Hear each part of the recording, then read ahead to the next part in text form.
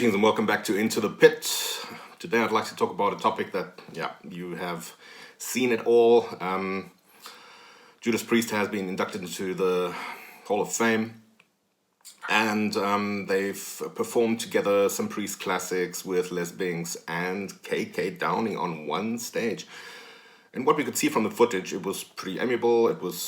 They seemed to get along. There was actually some interplay on stage between Richie Faulkner and KK Downing. So everything looked quite cool. Rob Halford did a duet with Dolly, and all looked quite good and, dare I say, promising? I don't know. Now let's rewind a little bit. We had a bit of a mudslinging contest over the past few months, especially after KK brought out his book Heavy Duty, and citing his reasons for leaving Priest in the first place, for reasons of, the shows were lacking in, professionality. There was talk about alcohol, there was talk about management, so no words were spared. I think Glenn Tipton even fired back and said he'd had to, in the past, do quite a bit of editing on KK's tracks to lead to a positive end result. Well, we don't know more than that. Fact is, KK has not made it a secret that he was expecting to be sort of let back into the fold, especially after Glenn Tipton was diagnosed with Parkinson.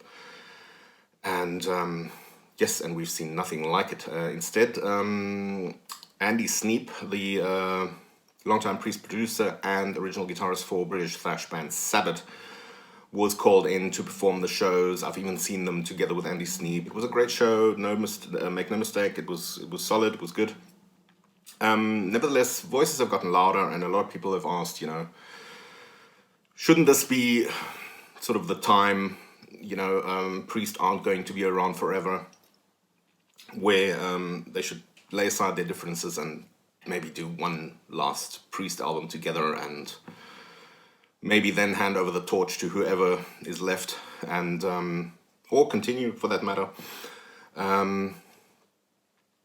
Interesting to see. I'd like to hear your opinions on it. I found it very irritating, the whole mudslinging thing, and on KK's part, I must say it was bordering on whining a little bit, and the Priest guys sort of tried to stay very neutral about it, aside from maybe the one odd comment from Ian Hill or Rob Halford, but always remaining very,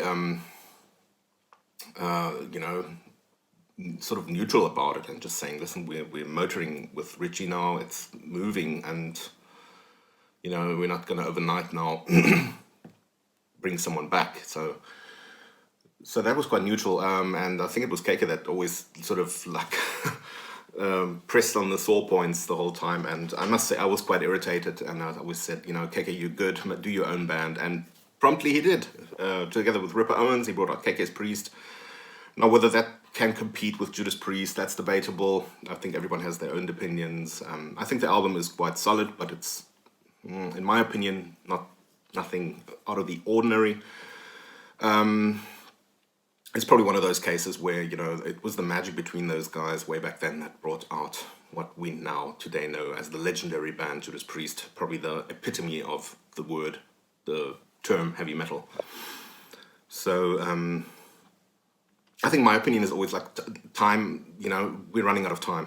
I can mention a few other bands where I'd say, listen, take your petty differences and your songwriting cred comparisons and whoever gets more money and whatever, and just step over it. Isn't it better to just do more music, be out there, especially now when there's such a big resurgency. I mean, be it hard rock, be it glam, sleaze, hair, whatever has a resurgency. Heavy metal is pulsating. It's really moving. As you can see, in the market these days.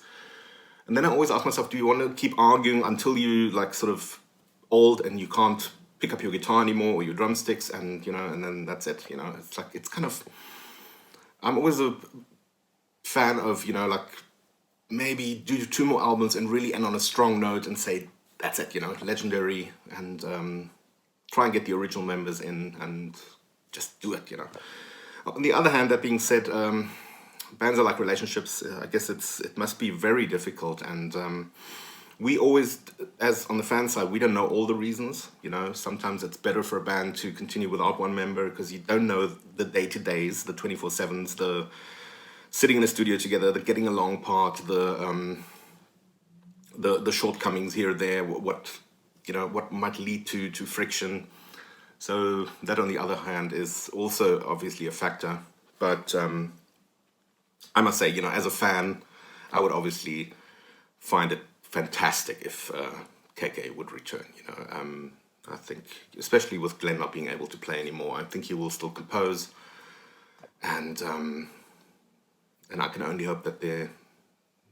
Actually, I read it yesterday that they will be doing the next album with Tom Allen and Mr. Exeter. So I'm very happy about that. But yeah, it remains to be seen. And but yeah, I just feel the legends aren't going to be around forever.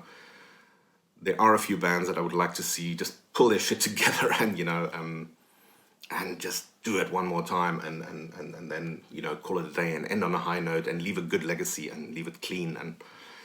But this sort of disjointed thing, and Priest have also announced at some point that they would continue with only Richie on guitar, which I thought was preposterous. I thought it was ridiculous to even consider that. I mean, especially a band that invented the twin metal attack. I mean, okay, Thin Lizzy was beforehand, but I mean, we're talking metal. And then going out to say we're a four-piece. Phew, thank God that blew over very quickly, and thanks to the fans that up the pressure on the band. But it remains to be seen, and my gut feel is after the Hall of Fame thing that certain people will start talking again, with each other, and hey, maybe we even end up with KK doing a few tracks on the new album, or laying down some parts, or joining on a few shows. Maybe it's even that. So. But yeah, there you have my 2 cents on it. I'd love to hear your story, and let me know in the comments below. Be interesting to see what materializes and what happens. See you next time.